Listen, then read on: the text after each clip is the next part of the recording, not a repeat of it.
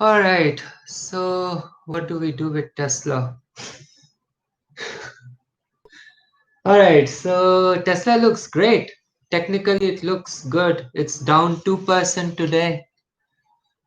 Still at 489. The volume was super low. That doesn't look bad at all. And the worst that's going to happen, in my opinion, is it's going to go sideways for a little while before it ramps up in December. What do you think? Ah, I don't know. You don't have any strong opinions about Elon Musk or Well, Tesla? no, I mean, I'm just honestly kind of sick of it. It's Sick just of what? the I don't know how else to describe it, but the pit in the pendulum. It's just this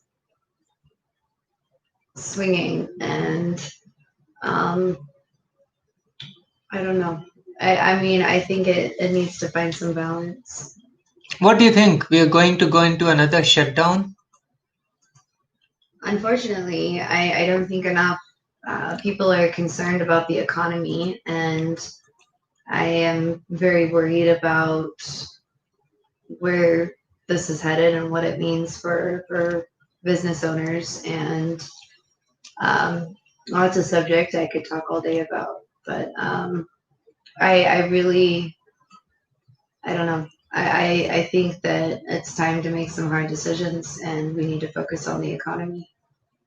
And I think that that's, one of the most important things, or there's going to be a lot more devastation than just Corona.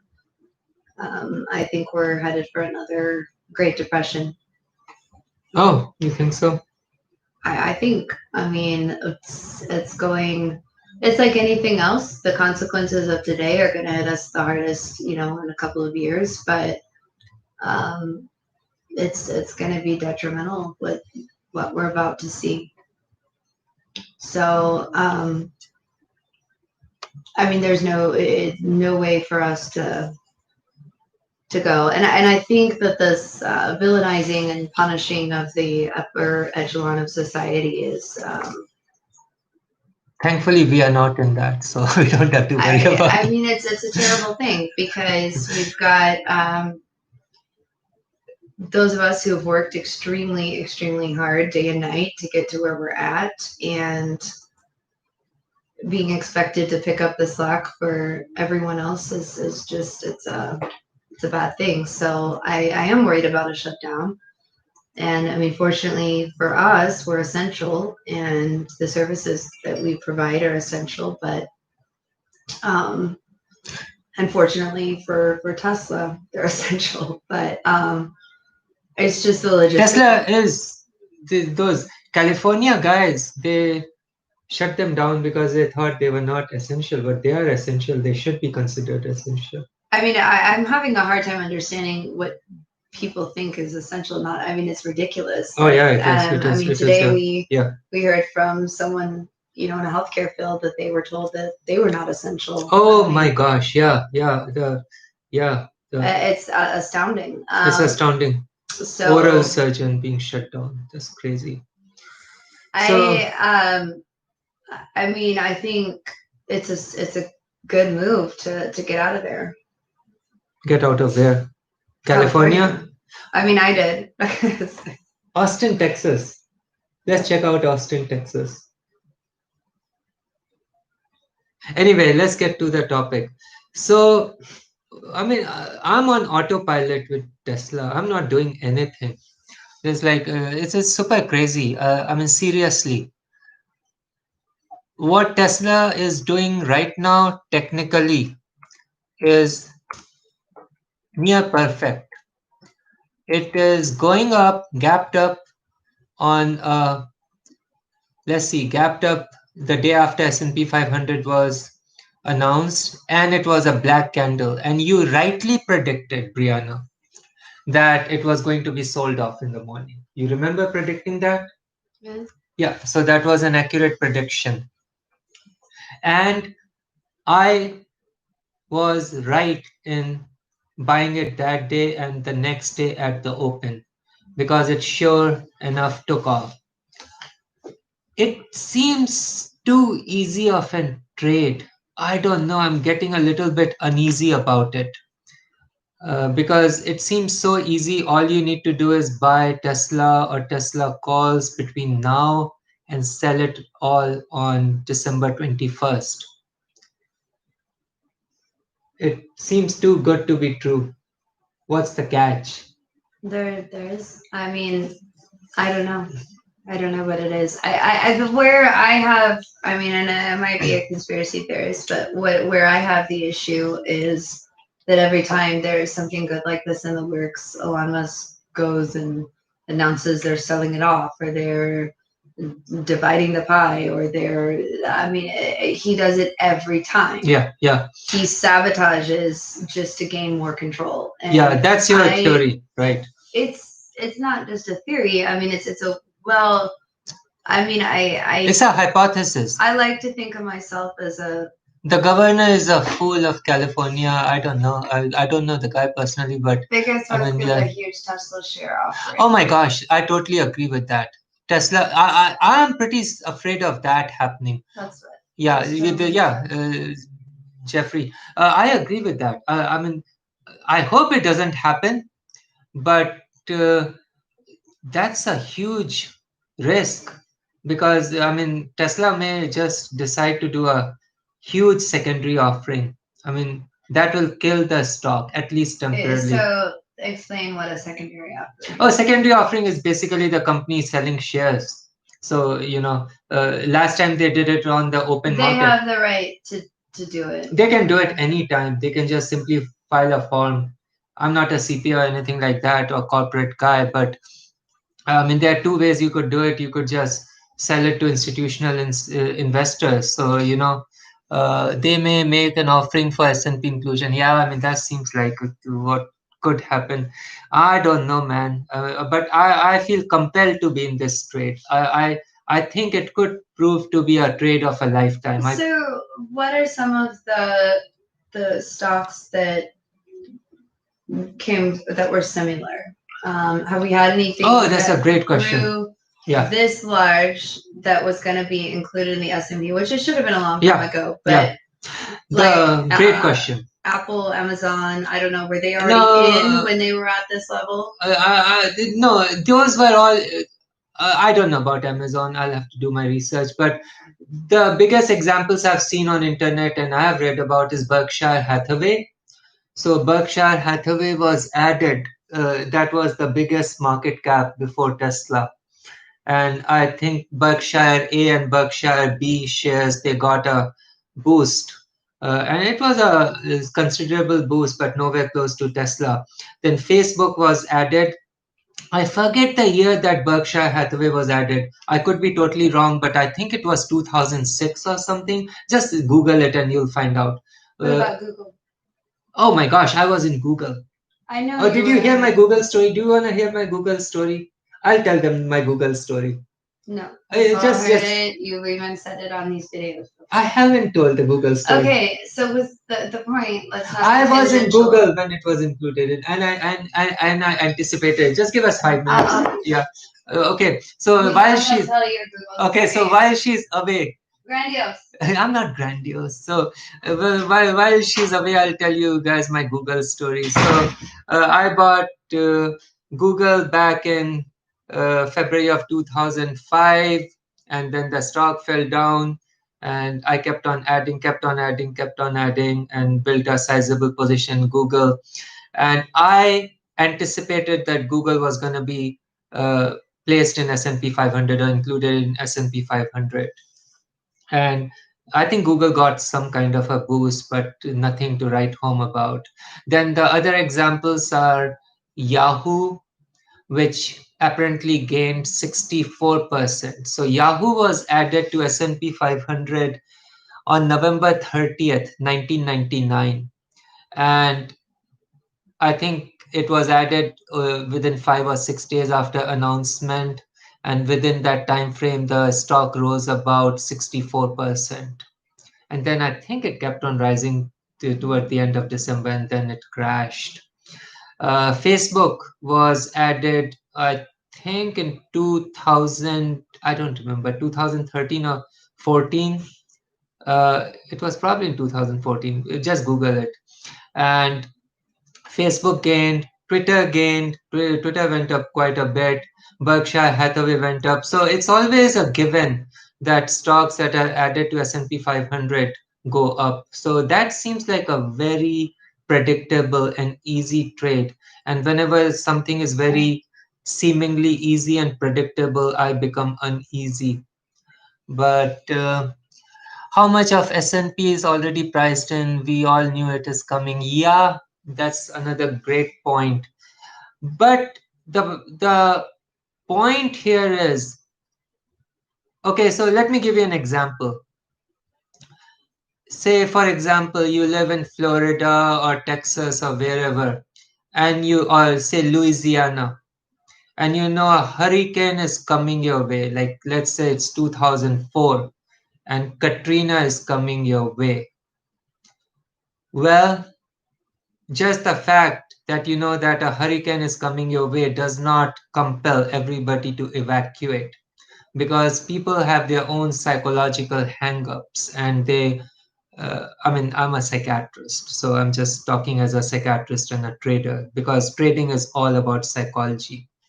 So that does not necessarily make them take the necessary precautions. Not many of them do, in fact, most of them, but not all of them. And regardless of the fact that you know a hurricane is coming, there's still a considerable damage. So everybody knew that Tesla was going to be included in S&P 500 after it announced earnings on July 22nd, 2020. The fact that it fell big time after it was quote unquote rejected by S&P 500 in early September speaks that there is a considerable premium being placed on its potential inclusion in S&P 500.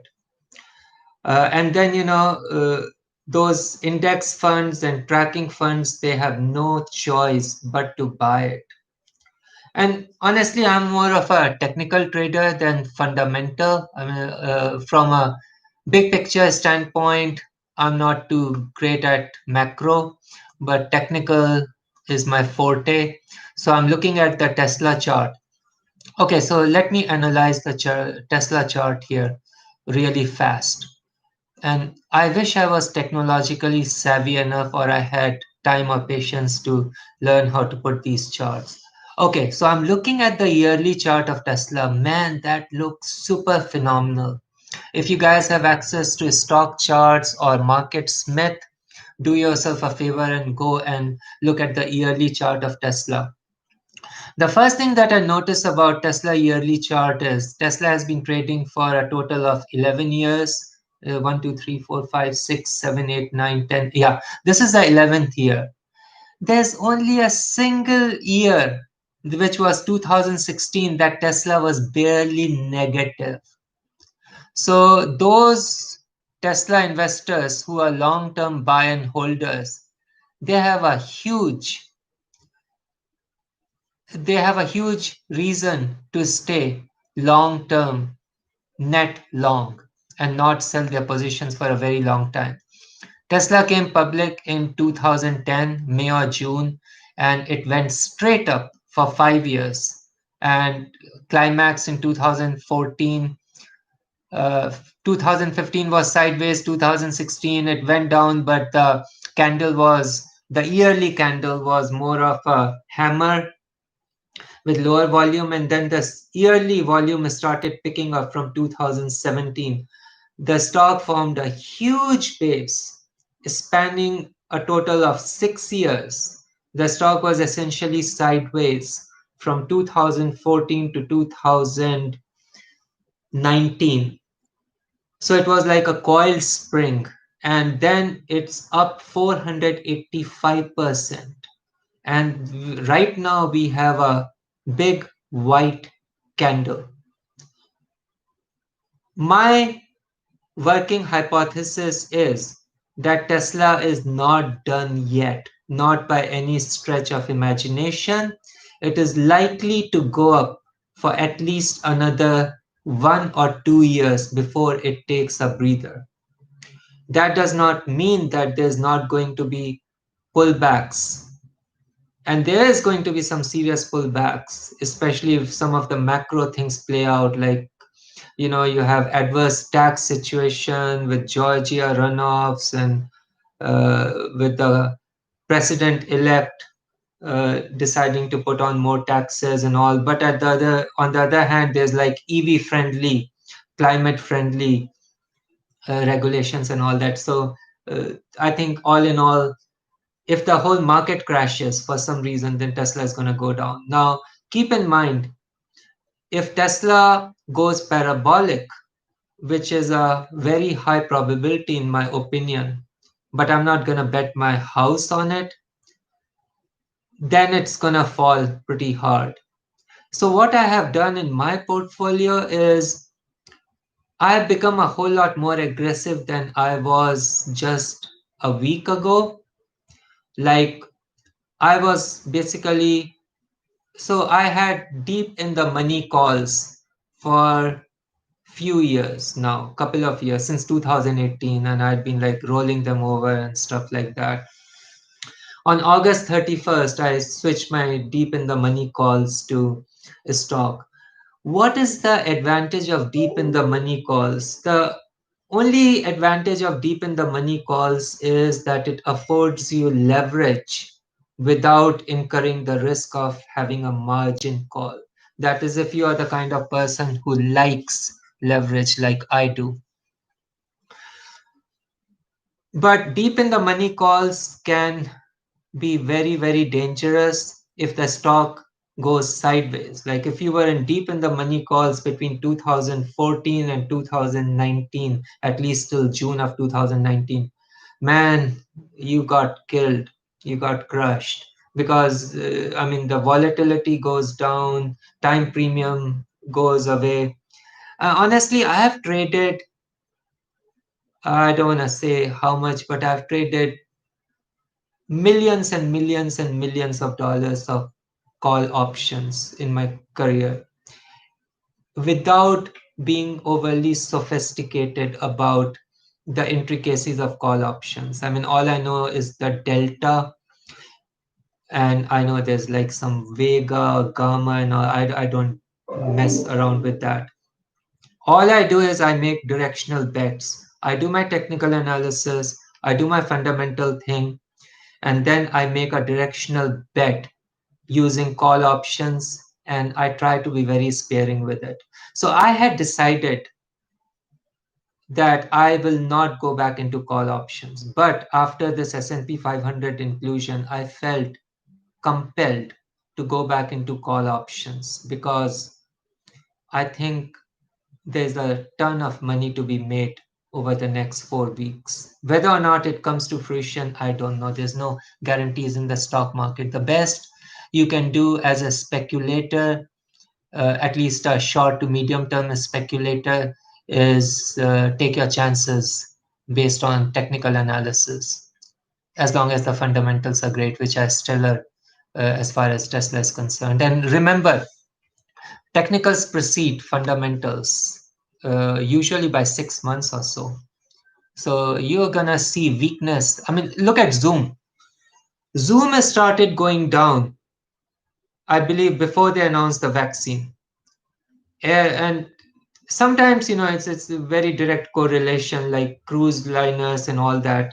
But a lot of times there's some nobody knows what's coming down, and the technicals give you a signal. So technicals, they don't really predict anything. It's like reading an EKG. If you're a physician, a cardiologist, which thankfully I'm not, but if you read an EKG, you can pretty much uh, tell what's going on with a person's heart rhythm at this point, and you make an educated decision based on that. So same thing in the stock market. Just because a stock is going up, all it tells you is that the trend is up. It doesn't mean that it's going to continue going up. There's the probability. All you're playing in the market is probability. At the end of the day, it's all gambling, except it's a more sophisticated form of gambling, more informed and educated way.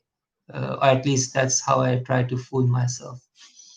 So looking at quarterly chart, yeah, this last quarter was dicey for the longest time. Okay, so this quarter started in October. We are more than halfway through the quarter. Today's November 20th. The quarter Q4 is going to end on December 31st. Tesla has been going up on amazing volume for the last 5 quarters. This is the sixth up quarter. This is unprecedented. If you look at the Tesla quarterly chart, this has never happened before. The most that we have gone straight up in a row is 4 quarters. So that is kind of cool. I was thinking that maybe this current quarter might form a form of an evening star or a doji, and then I would be really scared for the next quarter. Right now, it looks like it wants to go up. Tesla is up like 14%, and the volume is not that great, but I think the volume will come with S&P inclusion. All right, let me look at monthly chart. Okay, now monthly chart. I'm biased because I'm long, so I'm probably talking my book here, but let's try to be as objective as possible. And let's look at the indicators. Now, indicators are very secondary. The most important thing is price action.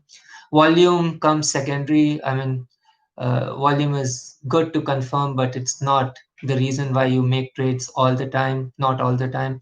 Okay, the stochastics are overbought. MACD looks, my gosh, this is pretty high, but it's turning up. uh, RSI is turning up. So all those are good signs. And the moving averages, I'm looking at 5-day, 5-month exponential moving average, 10, 21, 50, and 200. And it looks great. I would bet my money, and actually I already have, that this thing is going up big time rest of this month and probably the better part of next month, at least three-fourths of next month at least. Weekly chart is, let me go closer. Man, this thing is super stretched. Now, if you look at the big picture and how do you avoid emotion during huge drawdowns? I remember your $370 June 22 leap suggestion back in March. What is your suggestion now? Okay, so the question, how do you avoid emotions during the huge drawdowns? I do not avoid emotions. I mean, I cannot avoid emotions. It's like I like drinking my coffee hot and I like to live my life. And I mean, more glory to those traders who can stay emotionless. The reason why I think I have been successful so far, knock on wood, and I don't want these to be my famous last words, is I act despite my emotion. So I am scared out of my mind. I am literally scared out of my mind, but I still put a trade. Just to give you an example today. So I thought Snapchat was gonna go up. Man, I loved that chart yesterday. I had bought, so Snapchat was trading at like $42 yesterday at the close. About 1 or 2 weeks ago, I had bought Snapchat June 2021, 65 strike calls, and I paid $1.85 or something. It went down. I kept on buying, and I built a big position in it. Probably I bought like 500 calls or something like that, and then the calls started going up and started making me money. I looked at Snapchat. I said, you know what? I don't think this stock is gonna stop right now. It's going to go for a year-end rally, and the technicals on Snapchat were looking amazing. So was I afraid that I could lose money? Yeah, I was afraid, but I acted despite my fear. So this morning I went and I bought a bunch of Snapchat $65 calls expiring on June 15, 2021. I put in an order at the open at limit, and I think I bought 400, 500 calls or something, pretty darn cheap. The calls, they traded at 29 cents yesterday at the close. I put in an order. Snapchat was going up pre-market, so I figured let's put 31 cents, and I put 31 cents and got it filled. And then the Snapchat shot up, and the calls made money. I think they'll make good money. But I mean, that's a very minor example. But most of the time, man, I'm scared out of my mind. Nobody likes losing money, and if you're losing big money, that scares the hell out of you, and that makes you rethink, why did I not use my money to buy XYZ? I could have bought a building, I could have bought real estate, I could have done X, Y, and Z. Here comes Brianna. The second question. So the bottom line is, you cannot avoid your emotions. You are fooling yourself. Gosh, you're still going. Well, I got free reign since you left me. Yeah, we're almost at 30 minutes. Okay, now. okay. Well, I mean, I had to take care of our patients. they can tune off anytime. It's not a one-way ride. So anyway, so emotions, you can't separate emotions. You are fooling yourself to think that you're gonna act like, oh my gosh, it's no big deal, I'm losing money, or you're not gonna be euphoric. I give myself the luxury, when things are going my way, I allow myself to be euphoric and happy, because hell, I deserve it. And when things are not going my way, I blame myself, I'm depressed, but I don't act on that. I mean, just because I feel like a loser, I don't act like a loser. So, Where did this conversation go? I mean, that's a very pertinent conversation. As a trader, when you're taking huge losses, you feel like a loser. And when you feel like a loser, you make all the wrong moves. You don't want to act the way you should be acting. For example, you're like today, for example, Tesla went down 2%. Okay. It's a storm in the teacup. I don't think it's a big, yeah, like the Mark Spiegel, that's our buddy. He's got Yeah. So it is like, it's a storm in a teacup, but if you start getting scared every time the stock goes down, then you're not gonna get anywhere. So you got to act despite your emotion.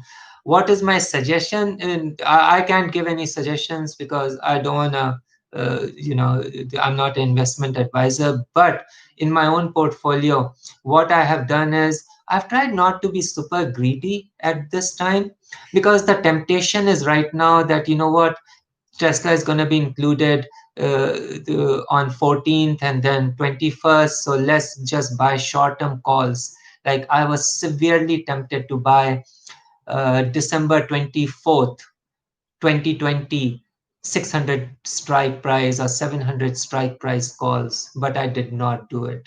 I said, I mean, what if there's a secondary offering? What if something unexpected happens? Are you going to lose money? So what I have done is I bought deep in the money calls for my and her portfolio, which are all of them. 99% of them are January 2023, and they're deep in the money. They are like 200 strike price, 300, 350, 400. I think the highest is 460. I have not gone over that, because I mean, if I take a hit, I take a hit, but it's not going to wipe me out. So I try not to put on, the more you have to lose, the less you should put on trades which could wipe you out. What do you say?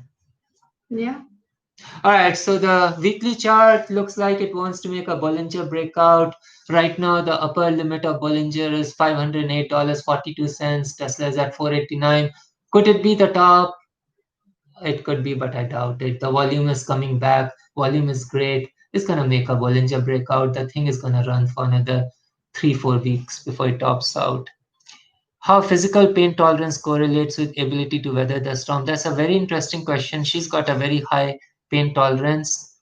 I've got a very, very low pain tolerance physical. I mean, I can't handle even Botox injections or any freaking needle pinprick or a shot, flu shot makes me squirm. But in the stock market, man, I'm a glutton for punishment. I have taken so many beatings. I don't know. I mean, I'm just a psychiatrist. So. What do you think? I mean,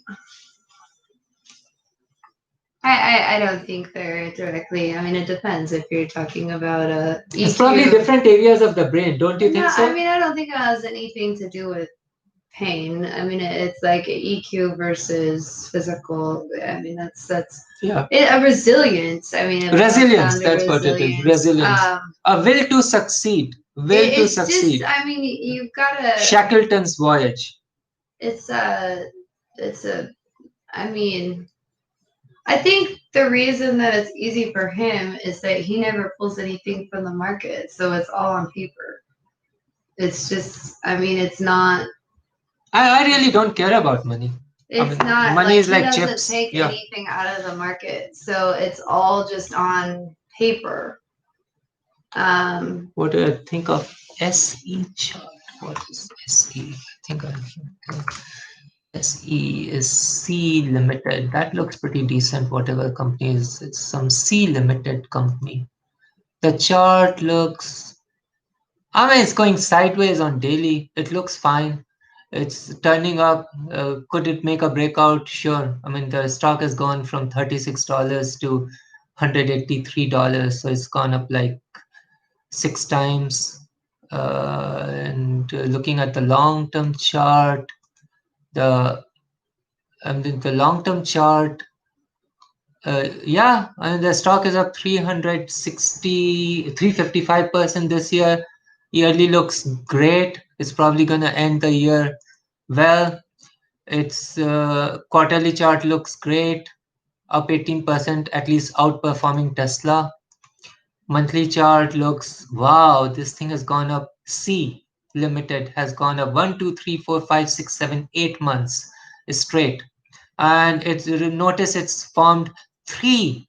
It this is the terminal move in my opinion. This gonna go up likely than not, but that's pretty much near the end in my opinion because the thing has made three moves. This is the third move. The first move from 2019 to August, and it went up straight for 7 months, then 3 month pullback, then again went up for 3 months, 2 month pullback. Now it's gone straight up for 4, 5, 6, 7, 8 months. So it's likely gonna go up, probably gonna end the year up big, and then watch out below, at least sideways.